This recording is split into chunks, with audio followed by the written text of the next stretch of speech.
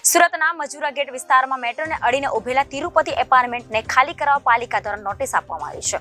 Tirupati એપાર્ટમેન્ટનું stability report negative આવતા પાલિકા દ્વારા નોટિસ ફટકારવામાં આવી છે. સુરતના મજુરા ગેટ વિસ્તારમાં મેટ્રોને અડીને ઉભેલા તિરુપતિ એપાર્ટમેન્ટ ખાલી કરાવવા પાલિકા દ્વારા નોટિસ ફટકારવામાં આવી છે.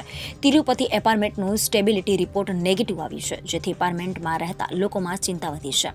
6 માળના તિરુપતિ એપાર્ટમેન્ટમાં કોલમમાં તિરાડો પડી ગઈ છે. તિરાડો પડતા ખાલી કરાવવા નોટિસ આપવામાં આવી છે. સુરતના મજુરા ગેટ પર મેટ્રો કામગીરીને પગલે 3 બિલ્ડિંગોનો સર્વે કરવામાં આવ્યો હતો. બિલ્ડિંગના રિપેરિંગની શક્યતા પણ નહીવત છે. વર્ષો જૂનું હોવાની સાથે જ કોલમમાં અનેક ભાગોમાં તિરાડો પડી ગઈ છે. સ્થળ પર વેળાએ અનેક ચિંતાજનક સ્થિતિ ધ્યાનમાં આવી હતી. મેટ્રો કામગીરી વેળાએ પાઇપ નાખવાની કામગીરી કરવામાં આવે તો બિલ્ડિંગની સ્થિતિ જોખમ સર્જી શકે તેમ છે. લોકોને રહેવા માટે પણ આ બિલ્ડિંગ સુરક્ષિત નથી. હું અહીંનો પ્રમુખ પ્રમોદ પ્રાણલાલ ટેલર અંદાજિત 41 વર્ષથી હું આ સોસાયટીમાં રહું છું અને કારભાર સંભાળું છું. અને હાલની પોઝિશનમાં અમને છેલ્લી નોટિસ એવી આપવામાં આવી કે આ જર્જરિત છે અને તાકીદે ડિમોલિશન કરી દેવામાં આવે એવી નોટિસ અમને પાઠવવામાં આવી છે.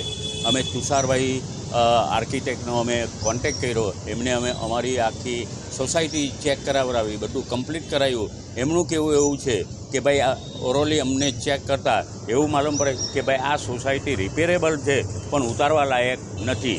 પણ એકચ્યુઅલી જીએમઆરસીએ આ જગ્યા પર કામ કરો, હેવી મશીનરી મૂકીને કામ કરવાનું હોવાથી એ લોકોથી કામ થતું નથી.